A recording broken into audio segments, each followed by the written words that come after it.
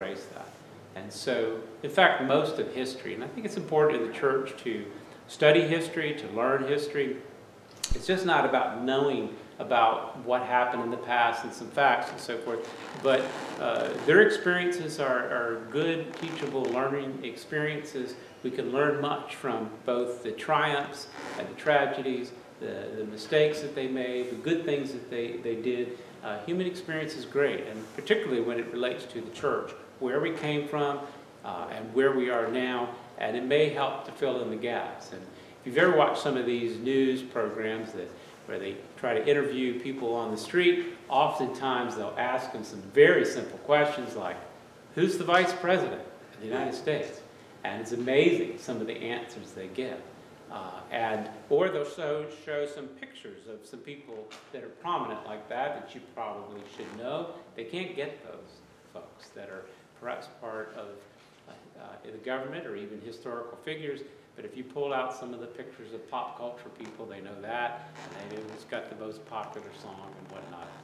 In any case, it's almost as if history is not only being rewritten in many cases, but also totally forgotten. And it's essential to know that as to why we do things, practice things, and have things from a simple issue like our government is set up in having both a popular vote and a representative vote in the Electoral College.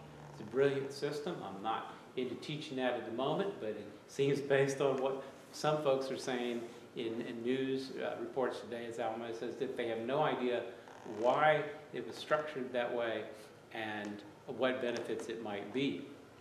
But I'm mostly concerned of those things that actually affect Christianity. And so when we left off, I said our official motto now is "In God We Trust," and that was established in time. And you can find that on the back of your money and on your coins. In God we trust. The statement isn't a statement, I'd argue, a generic God, a God of your imagination, but the only God that actually exists. The God that we read about in Psalm 19 and Psalm 20. That's who is being referred to there. And the history of how the term God actually was used that way. If you will, a Judeo-Christian God. The God of Abraham, Isaac, and Jacob, the triune God that is in three persons that we know for sure since the incarnation of Jesus Christ. So it's not a generic God. It is a God that we know of. I'd argue also that, and maybe you can see if we can get a chance to talk about that too, that putting God as reverence, respect towards God, and so forth, is a benefit to any people.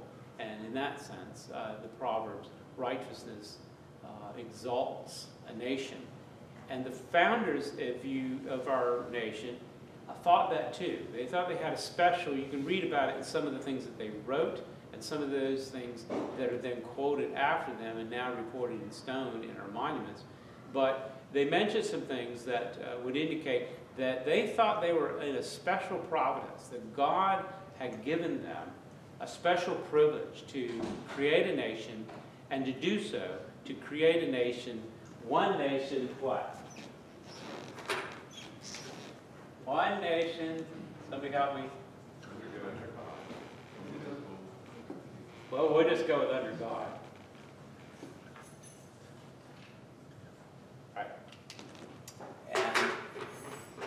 And I'm arguing towards that. Now, I showed you this last week, this screen. This is just a ceiling of Library of Congress, worthy to go to. We went in there.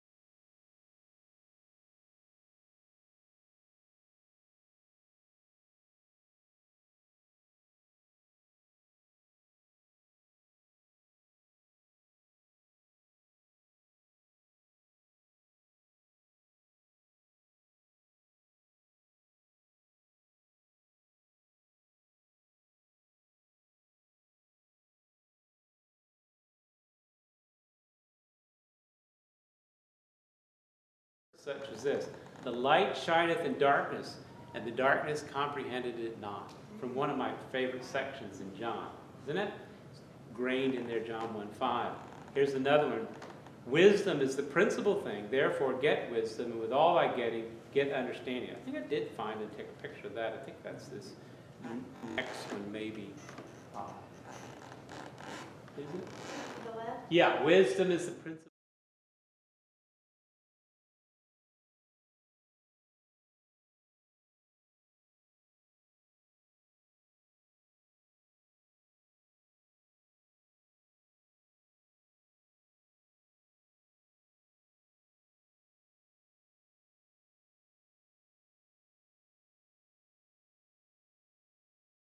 To love mercy, to walk humbly with thy God, Micah 6:8. Psalm 19:1. We read it today. The heavens declare the glory of God. The firmament shows his handiwork. There's all kinds of religious imagery and scripture verses found in the main reading room. There's a bronze statue of Moses holding the Ten Commandments. Moses is actually written on the ceiling there. That was, if I can get this needed backwards, that was here in the right-hand screen.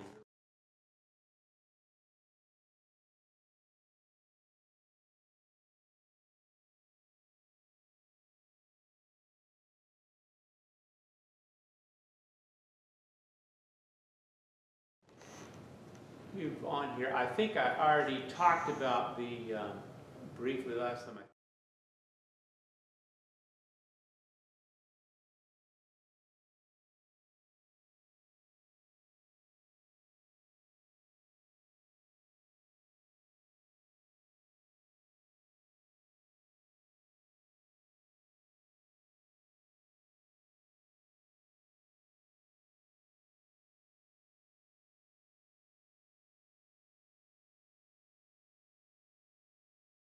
News. That's why we have some protesters out there. Wasn't very many, but in any case, they look bigger on the news. But do you know how they begin the day, anyway? They make a proclamation in the Supreme Court. They do pray, but they make a proclamation, like an official statement to begin, and I'll give it to you. You can look it up yourself, but I'll give it to you. Just, "God save the United States and this honorable court." An amazing statement. You understand that's being said every day, that the Supreme Court is in session. That's how they begin that. That phrase has actually been used for a couple hundred years now. It's been officially adopted in the 1820s. But in any case, again, to demonstrate that. This is the Capitol, and it's quite an impressive and amazing thing. Here's what Calvin Coolidge.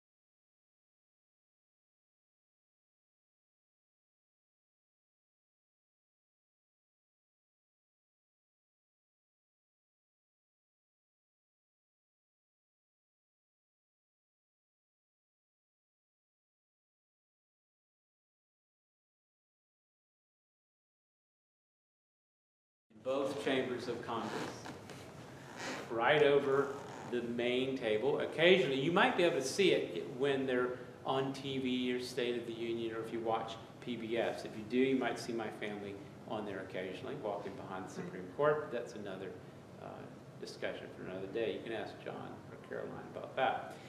In any case, if you go into the rotunda, which we did, and We did take some pictures. I'm just going to skip over some of those, not show you all everything, bore you with it. But there are some religious artifacts in there, particularly one of them most notable is the baptism of Pocahontas. Does that ring any bell with anybody? You know Pocahontas. But were you familiar, anyone familiar with that circumstance in her case? She was going to get married to an Englishman, and to do that she needed to be a part of the church. So they had a baptism. Well, that is one of these huge paintings that are probably, I don't know, at least half the size of the front here. What? As far as size. I mean, they're just enormous. I'm not sure of the particular sizes.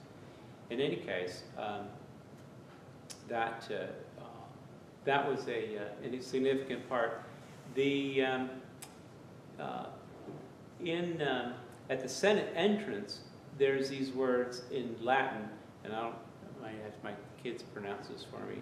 Anut septus, I think. Anybody good with Latin, kids?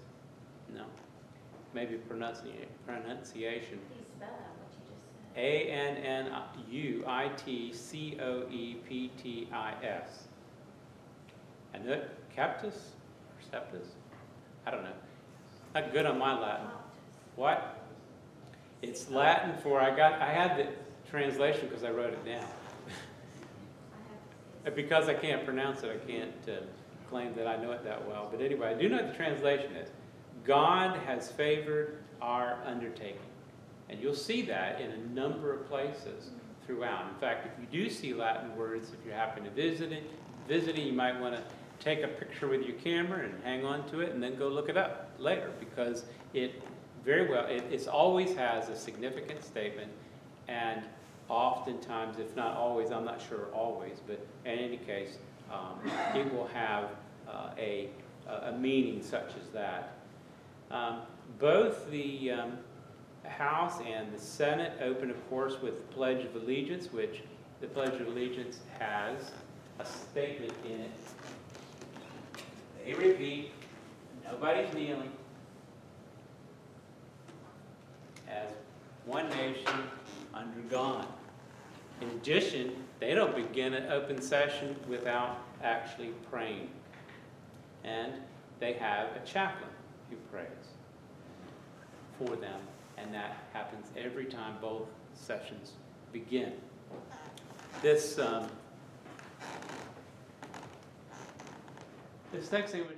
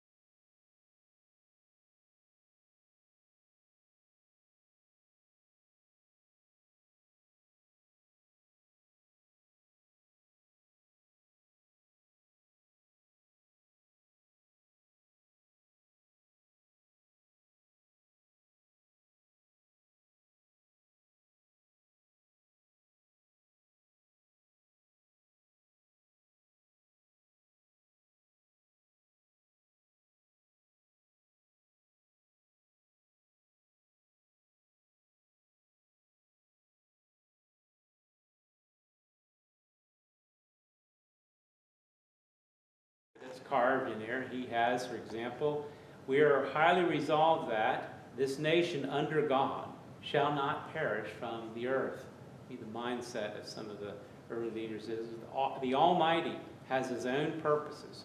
And then he quotes Matthew 18:7, woe unto the world because of offenses, for it must needs that offenses come. But woe to that man by whom offense cometh. Psalm 19:9 is also quoted. As was said 3,000 years ago, so it must be said, the judgments of the Lord are true and righteous altogether. Isaiah 40:4-5. One day every valley shall be exalted, and every hill and mountain shall be made low, and the rough places made plain. The crooked places will be made straight, and the glory of the Lord shall be revealed, and all flesh shall see it all together. This is, if you remember, Dr. Martin Luther King made a statement, a speech with that phrase in there as well, and they have a memorial to him. They don't have his speeches written out or scriptures dedicated in there, but if you know what those monuments actually point to, because they actually do present some of this idea of the end of the age, millennial reign of Christ in the depictions of some of the statues and materials that are there. Let me move on to, I think I have Jefferson next. Jefferson's interesting because, and this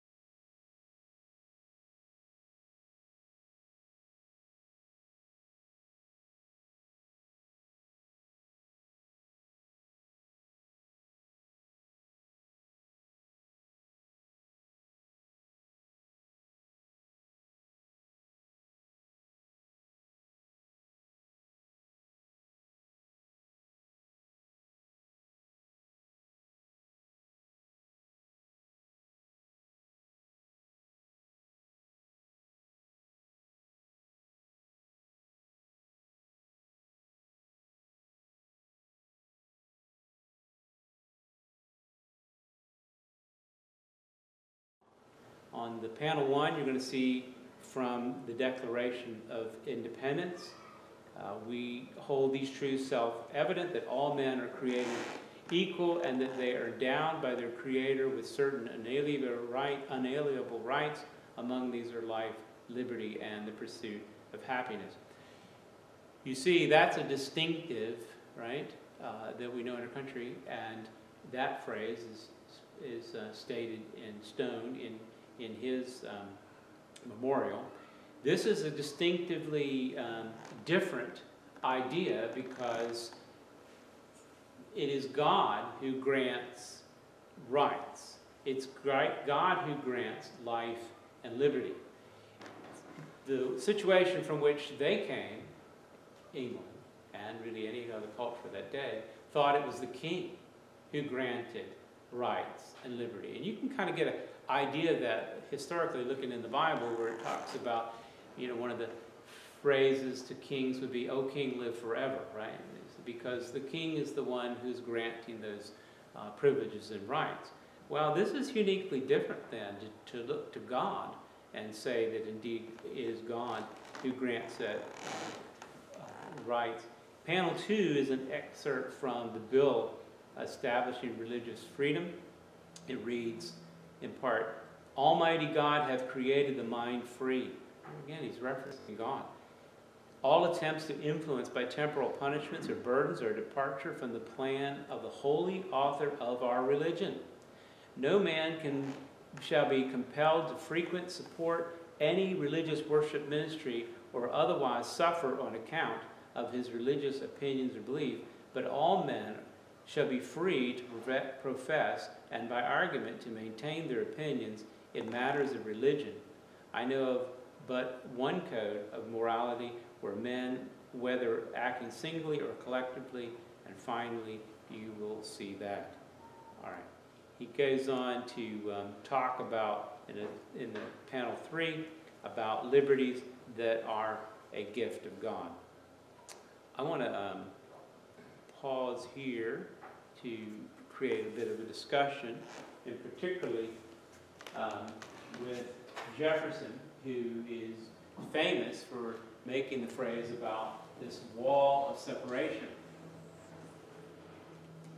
Knowing about some of the statements that he made and thinking about who he is and where he's from, this idea of separation of church and state, I think today is mostly lost on our current culture. If you happen to watch some news programs, I typically will at least do maybe one a night or something. I do have a way to fast forward through it because it can wear me out. But it's interesting to hear some of the arguments of people. It's helpful to know where they're coming from for the most part. But a lot of folks will mention this idea of church and state and say, therefore the state is, that is the United States, our country, is totally secular. And so you can have no religious artifacts, articles, or references when it comes to any kind of governing body, authority, or statements that they make. Well, I did this quick thing here, and you can go through this in greater detail. We just don't have the time. I have much more we can get into to demonstrate that no, the Founding Fathers, even somebody like Thomas Jefferson, made great statements towards God, towards the Bible, towards religion and practices and so forth like that. And so in our day, it's almost a reinterpretation of what that idea is, that somehow you can no longer, and I'm not necessarily advocating for it, but the idea that you can no longer have the Ten Commandments in a public building because of this wall of separation. I do have time, I think, to show you maybe one. There it is. Does any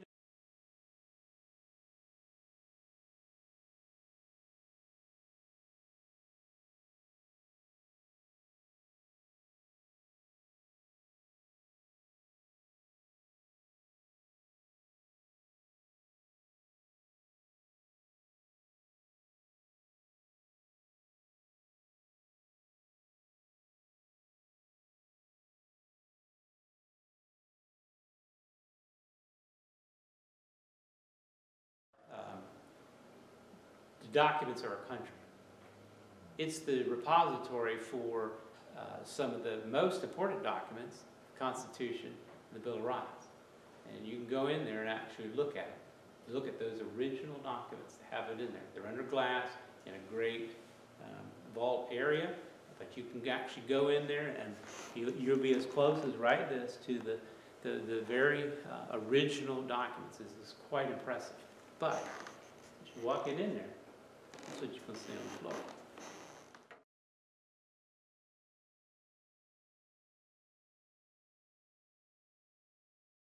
You build in Chattanooga. Could you or couldn't you? What do you think?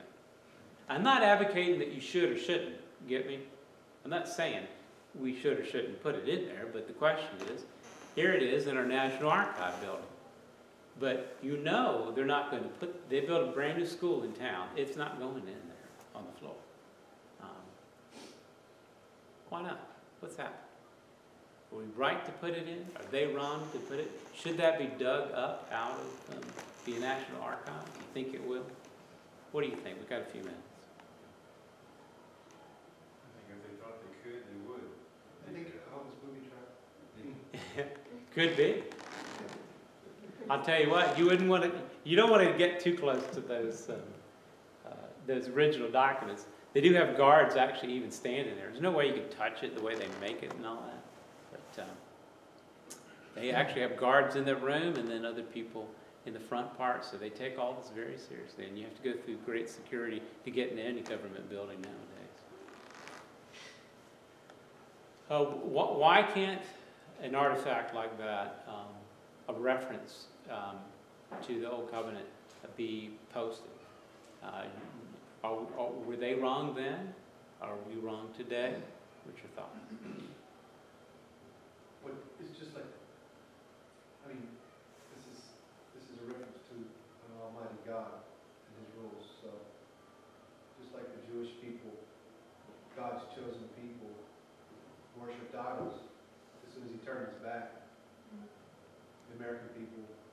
want to worship idols. Always. There's no difference. Human condition. That's all. The people. This is a nation for the people, by the people. And the people don't believe in God. In a general sense, do you think that's why there's a support of just being more agnostic, not necessarily atheistic, but more agnostic, or just apathetic? Yeah, because the democratic response to atheism. I would add to that, probably years of indoctrination in the public school system. When I was in public school, we prayed. We got release time to go to church catechisms. Said the Pledge of Allegiance, too. Yeah, they would have, at one point in time in schools, public schools, they would have time for prayer, time for Bible reading, and all of that's gone. In the music program, we sang hymns. Hmm. Yeah. I was in school at a unique time where I was there while it changed. Okay. The first part of my schooling in elementary school, we would pray as a class before we went to lunch. I mean, I was young, I don't remember exactly when it stopped, but at some point it stopped. We didn't do that anymore. And then by the time I was almost done with schooling, the Pledge of Allegiance was just kind of optional. I mean, Really? I say optional where they didn't make you stand up if you don't want to stand Okay. up. I mean, you did it. You know, there was a time allotted for it where the teacher would stand up and, you know, the kids would, but they weren't, you know, as particular about it as I remember it being in years prior. So I mean, in a shift of 10 years or so, however long I was in school, I saw it go from one to the other. And now you get a big sports contract with Nike. Well, I really think, to answer your question, the problem is a sense of ignorance of the history. So not realizing this time that we're talking about right now, the transition from living under a feudal system in Europe to living under a people-governed society, a democracy in America, that's such a radical change from the perspective of the people involved. I mean, us, the people, the citizens, and the way you're treated and interact with the authorities. It's such a radical change. And so this idea that people like to toss around, this phrase, the separation of church and state, what it meant practically when it was, you know, put into place, when that originated as an idea that needed to be a part of our system of government here, and how that has changed to the way it's understood now and the way it is applied practically now compared to when it originated, it's so very much different. It went from the difference between the civil authorities being able to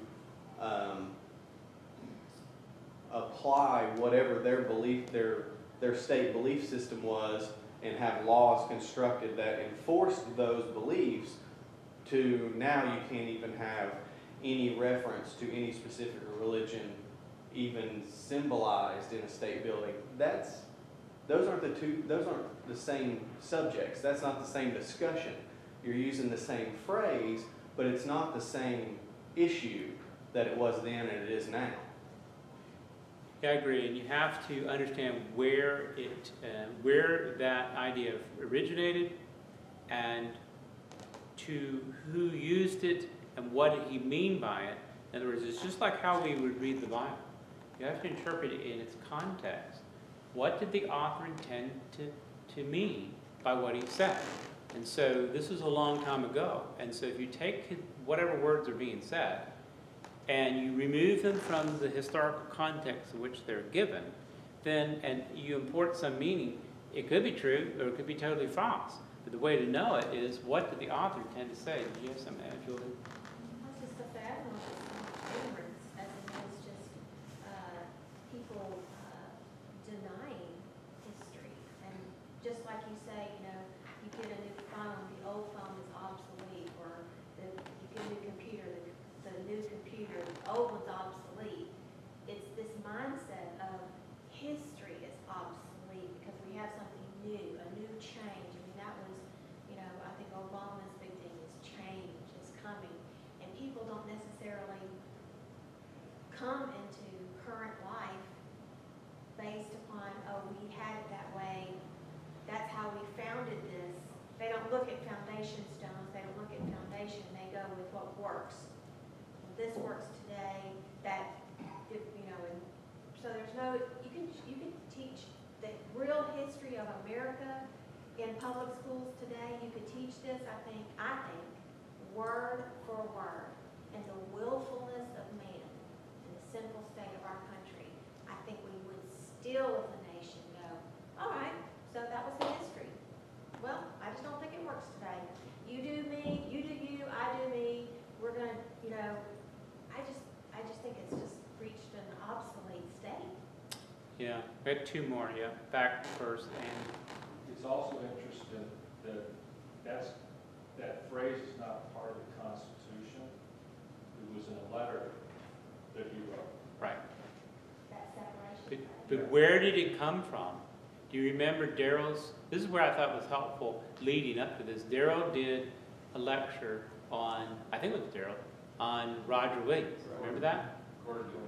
Gordon did it? Yeah. Okay. Yeah, it was Roger Williams. Roger. Came up with that concept. This is talking about 1644. And here's one of his phrases about it. And enforce uniformity of religion. Because again, historically, that's how countries operate. A forced uniformity of religion. If you were in England, Church of England. If you were in Rome, it was the Roman Church. Forced uniformity of religion throughout the nation or civil state confounds the civil and religious, denies the principles of Christianity, civility, and that Jesus Christ has come in the flesh. That's from Roger Williams. And he's the one that coined that term of the wall of separation. He would say later, this is 1644, by the way. He would say later, and this is hard to understand because the way it's 1644, okay? It's been updated just slightly, but anyway, he says, when the church has opened a gap in the hedge or wall of separation, that's the term, this is a quote from Roger Williams. So when the church is breaking this down, so he's warning against the church for doing this, right?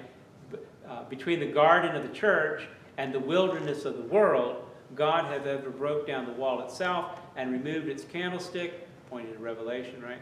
Made his garden a wilderness in its day. And so basically what he's saying is there needs to be some divide between the church and the state.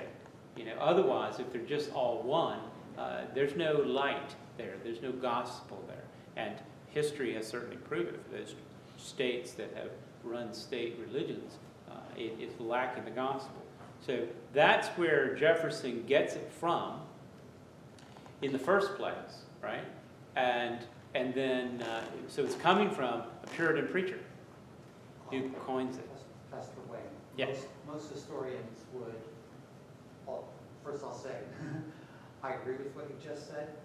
Most historians today would disagree and would say that Jefferson simply got it from John Locke. However, when John Locke was himself a student at Oxford, I believe, there's a fellow there who was vice chancellor by the name of John Owen. And John Owen almost certainly read the works of Roger Williams. Yeah, and you're a historian, so thanks for adding that to it. He would have been about Locke would have been about 10 years old when Rogers already made the statement, and they recorded it in writing. some of these things you can't prove who originated it, but he clearly was before Locke, and we don't know, and maybe Locke got it from Williams and Owen, and also from, and Jefferson got it from there.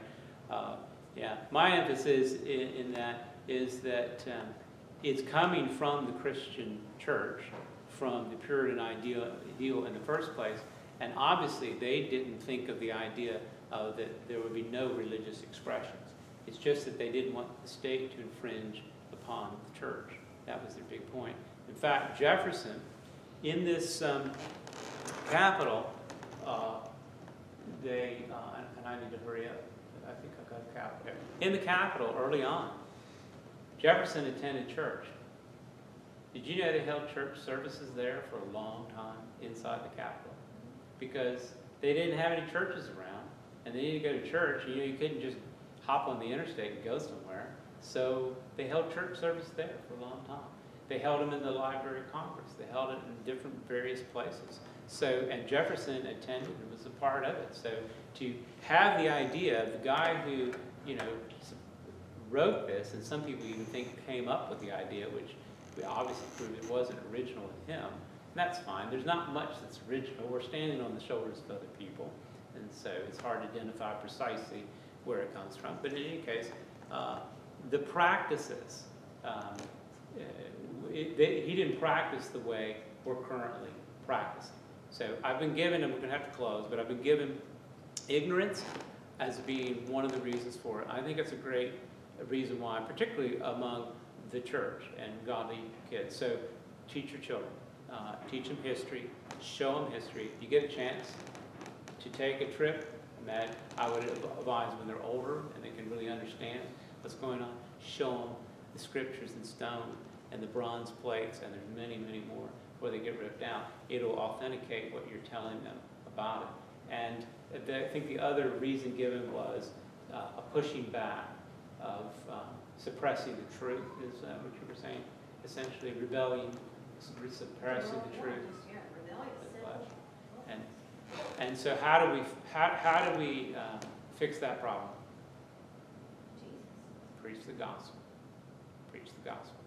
So, you have the facts on your side, and this is almost like an apologetic, and I deal with a lot if I'm dealing with apologetics and dealing with somebody in there. Okay, you have facts, you can go through them. The facts aren't going to bring people to faith, right?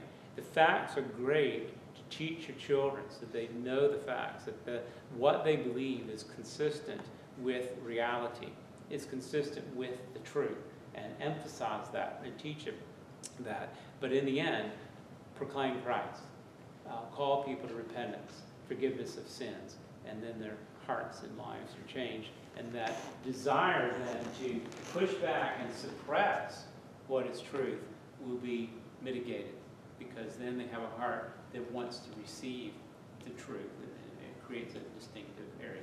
Jerry, did you have one final thing to say? And then I'll let you close in prayer. I was just going to say that I think a recent survey of young people has shown that at least over 30% of them on the poll either confess to being agnostic or atheistic. And so what they're taught is the revisionist history that they are taught is that America has never been great. It was never a good place. All the founding fathers were slave owners, or that we stole the lands from the Indians, by force. They took it, so that they're kind of taught that they kind of hate the founding of America. And that it wasn't, we don't deserve anything that we have. So it casts a shadow over all that's up there. All this. Yeah, one, I think, I was going to let you close, but I'll let you close with prayer. Say, I just add, remember, the rights that they said we have come from God. And that's the distinction. The folks think that the rights come from popular opinion, majority idea, whatever's going on today. No, your rights that you have, the privileges of society, the rules in which we follow, they all come from God. And so that's what the founding fathers constantly pointed to. They might have understood them wrong. In other words, what the rights were. Hence, you had to have some amendments and a possibility to have more amendments, because we were talking about imperfect people putting together something. one thing they got right is that they come from God. One of the protesters I saw out there was a homosexual person. He was by himself with one other person promoting the ACLU. And you could tell because he had all his rainbow gear on, and shoes and shirt, and it was all dolled up like that. Interesting person. He wanted me to sign some petition to support his rights because he needed to have rights. And I just briefly say I didn't have time to talk to him, so not sure he would listen to me, but I thought about it too, that the rights that you need to look for are those that are given to you by God. So look in His Word and tell us what rights you have, and those are the rights. Those are your inalienable rights. Founders set a place for that to come to fruition and for us to look to it. And the source for God's revelation is in His Word. And the degree that we look to His righteous holy Word, as mentioned tonight even in Psalm 19, in that beautiful psalm, we'll read the second half of it again. That righteousness comes from God. And the degree in which we adhere to that, it will exalt the nation. The founders thought too that, and wrote it down, that this was a special providence given by God to us, and God blessed us, if you will, because of the desire to adhere to His Word. Again, they didn't do it perfect, we didn't do it perfect, but it's in that direction in which we can then sing and pray, God bless America. Jerry, would you close us? Gracious Father, we thank you for this opportunity to be able to be present here to pray for those in need, and also, Lord, to see the great hand of provision that you have upon this nation, and it's a very special place. Father, where men and women can come to freely worship you, and to be